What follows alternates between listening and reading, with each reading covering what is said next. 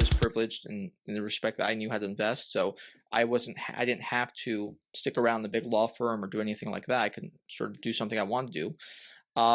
But everyone else is kind of trapped because like, you have 100 grand, 200 grand of debt. And that's largely because of how much education costs have gone up. And if all our smart, young, bright people are basically slaves to their jobs, paying off these massive debts that they accumulated, and some of the European countries and the Chinese and some of the Asian countries, their bright young stars don't have shackles around their legs, and now they can start businesses and they can be entrepreneurs and they could do what they want to do.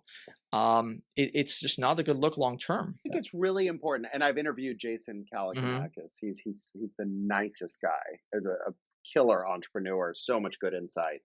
I think we have to start thinking about everything on a monthly basis, and when you take out student loans, it's just eating into your monthly It's going into a black hole, right? So you have to take, let's say you're a professional in one of these high-flying cities and you're killing it and you're making 10 grand a month, right? You're killing it. You're bringing home 10 grand a month after taxes. Well, if you start doing the math, if you have student loans, have to pay rent in New York, LA, DC, Chicago, San Francisco, you don't have a lot of money left when you're done. And that might, puzzle our middle America folks, but you have no idea how expensive it is to live in these markets. So when you're thinking about continuing your education, you have to think about that monthly budget. What do jobs pay in my industry? Where am I going to live? If I live in California, I got to lop 10% off the top of my take-home pay on top of federal taxes because, we have, a lot going on here in California that needs to be funded with our money, right? If I'm working in Florida, obviously my take-home pay is going to be higher, as well as Texas. So you have to really think about that. Fast forward 10 years and come up with your ideal budget. Is it going to work? Are you going to be able to own a home? Are you going to be able to live in a high-cost market? Are you going to be one of these people that says, you know what? I like middle America. I'm going to live in Indiana. My job is remote. I'm going to be able to make it work. You have to envision that perfect life and your ideal monthly budget. I think far too many people go in with stars in their eyes, go to these private schools, and then they're like, well, I want to live in LA. Okay, well, a house costs $1 million. You have to pay 10% of your budget to, our dumpster fire government. And you have to pay off your loans, which carry a really hot interest rate. Sales tax and property tax. 8% for some of them. So you got to really think that out. So never mind, the stars in your eyes. What is a realistic goal? And if you're going into a field that has a lot of demand, you're going to find a job and you're going to make even more money than you think in your ideal budget. And I think really envisioning that future budget and really walk yourself through theoretical situations. If I were killing it, where would I live? What would I do? What would my consumer habits be like? Do I want dogs, kids, house? Am I an urban dweller? Do I never want to get married? All of that comes together. So I think it's really important when you're making education decisions, jobs decisions, geographical decisions, investment decisions, to think about your ideal lifestyle and what you envision it to be. No, absolutely. It's not easy. Even somebody making, a couple making $250,000 a year or a couple $100,000 a year, sounds like a lot. But then, as you said, when you live in these big cities and you have these debts to pay off and these taxes to pay off, it's very easy to see how they don't have much savings left. Well, I got really mad at one of my content creators because he came out and said, oh, if you make, whatever, above 250, like it's a good problem to have that you're paying taxes. I don't think people understand how expensive it is to live in a place like New York. I lived there for 5 years, and how everything is different. The equivalent of 100,000 in New York is 60,000 in Dallas. And that's an old statistic, but just so you have an idea, these are radically different places. And I think you shouldn't assume taxing the rich is going after the right people. So we have a problem in this country. The difference between the guy who makes, or the gal who makes $100,000 a year and the general population is definitely very wide. But what's even wider is the space between the dude that makes 100 grand and the dude that doesn't make any money, but, cashes out and makes, 10, 100 million a year. Right. And then the space between them and the top 1,000 wealthiest people in this country is even greater. So there are different levels to wealth. And I think we have to be careful tax the rich is definitely something that's very popular that you hear all the time. But politicians tend to target entrepreneurs, people who create real value in the economy because they're taxable. They don't have these fancy firms. They can't hide money in the Caymans. They don't have Mhm. they don't have ways to Right, evade taxes. exactly. So I think we have to be really, really careful because already when you look at the doctors, lawyers, and entrepreneurs of the world, they're the most taxed people on Mhm. earth as a percentage Mhm. of their incomes. So, yes, we're upside down on our budget. We need to get spending under control. We probably need higher taxes on some people, but be careful with the creative class because they create the most jobs and they're going to create the future taxpayers of tomorrow. So, I urge everyone to practice restraint with this hashtag tax the rich stuff. Absolutely. And who's the rich? It's always somebody who's a little bit richer than me, right? Someone brought it up to Always, always. AOC. It's like you It's make not me, 180,000, and right? Yeah. no, it's the guys who make like Is it? 500,000. Up until then, it's always one step above you is the rich. Uh, And I love staring. I do a lot of TV, and I love staring at the panel when they're talking tax the rich, and I always go, time yeah, out. You realize who the rich are. It's everyone you're right, staring at right. right now. It's you and you and you and you, and they all Hmm. freeze. And they're like, "What are you talking about?" I'm like, "Where are you today? Washington. Where are you today? New York. Well, you're on TV. You're in a snappy suit. You're the rich. Hmm. They're coming for you." Right, right. And it's even more insidious when you think about I'm sure you saw that Yellen was insinuating that they would try to go after unrealized capital gains for whoever they define as rich. And just as we saw with people don't realize this either. The federal income tax was once illegal. They had to pass a constitutional amendment, and it was premised on the fact that only the super rich, the equivalent of people who make, I think, something like $15 million in today's money, would pay, like 6% or something like that.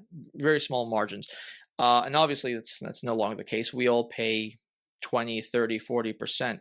The high-priced employees, as we were discussing, the doctors and lawyers who get their payment in the least tax efficient way. Being a high price employee is the worst thing for taxes, right? So if you get 300,000 a year, you're Yeah, screwed, it's right? awful. Whereas a real estate developer can make millions a year, and he's going to pay a much less tax rate than you. People who have their own businesses will be able to get away with certain deductions and things you can't get away with.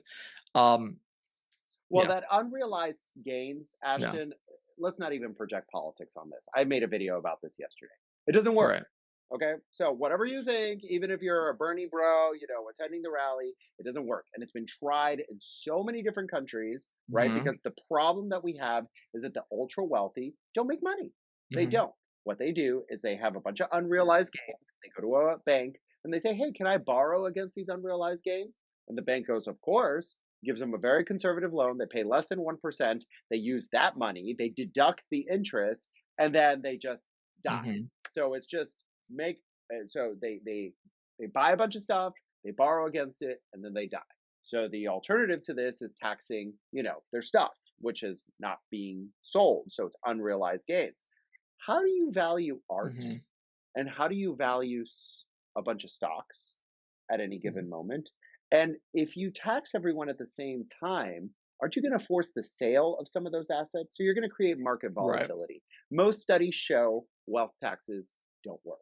So good luck, Washington, with that proposal. No matter what you think, even if you're for soaking the rich, I'm not even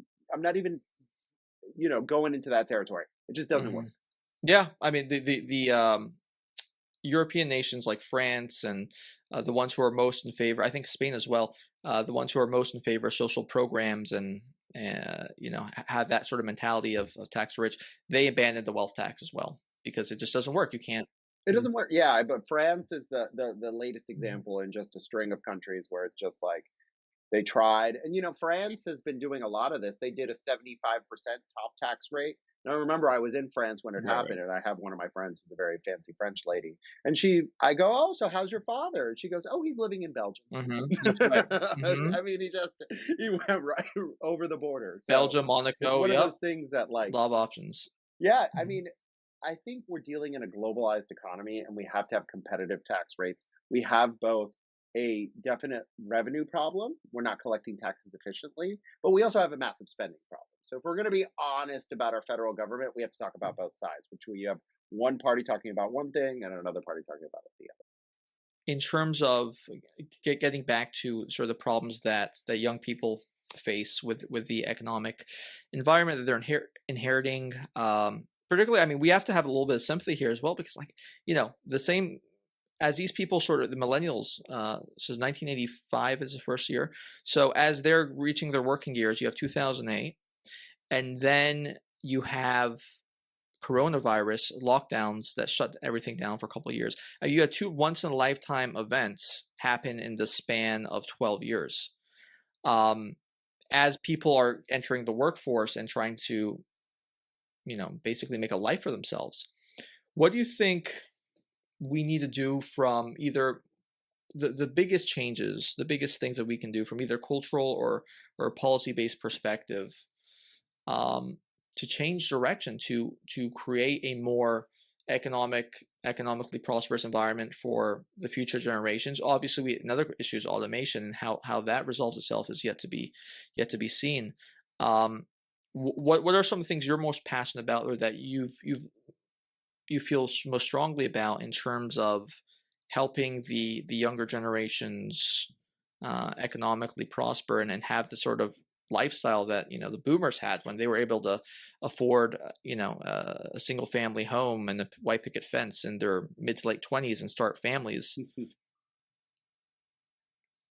Well, and you could throw in 9/11. These are called Mm-hmm. black swan events. Of course, most swans are white, so you rarely see a black swan. So it's supposed to be a rarity, Right. right? Well, it's happened 3 Mm-hmm. times to us. And basically, I was 16 when 9/11 happened. So, that affected my life as well.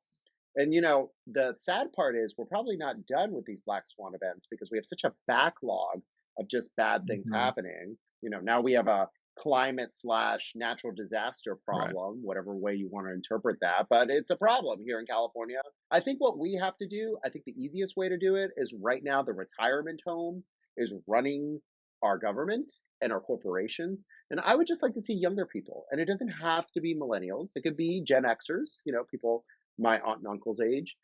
I think they're more attuned to present day norms. I think we live in a world where boomers did what they could. They definitely, a lot of them did well for themselves, but they've left a lot of problems that have gone unsolved for so Mm-hmm. long, and they've kicked the can down the road for so long, that it's time for fresh ideas and fresh leadership. So I think the easiest thing that we could do, and it's going to start happening naturally because they're reaching the end of their productive working lives, is pass the baton to the next generation. It's not just, you hear a lot about millennial problems. Gen X has had a real tough Mm-hmm. time, and Gen X is, the 1970s kids. And, I think it's time for them to lead and for us to lead. And really, Gen Z coming up behind us has a lot of fresh ideas that we don't even have on our mind as millennials.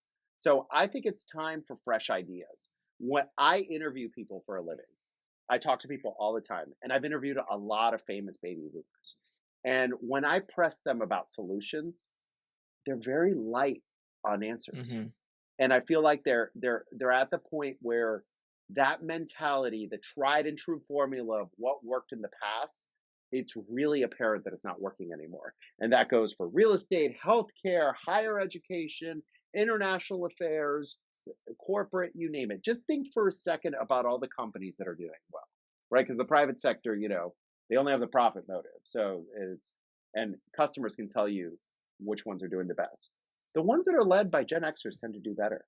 Look at Amazon, Mm-hmm. look at Tesla and SpaceX.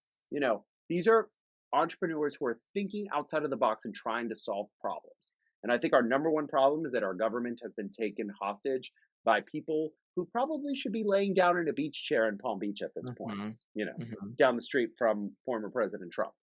And instead, they're occupying the highest levels of Washington. And they're good Mm-hmm. people. I'm talking about my parents and their crowd. They're very nice people.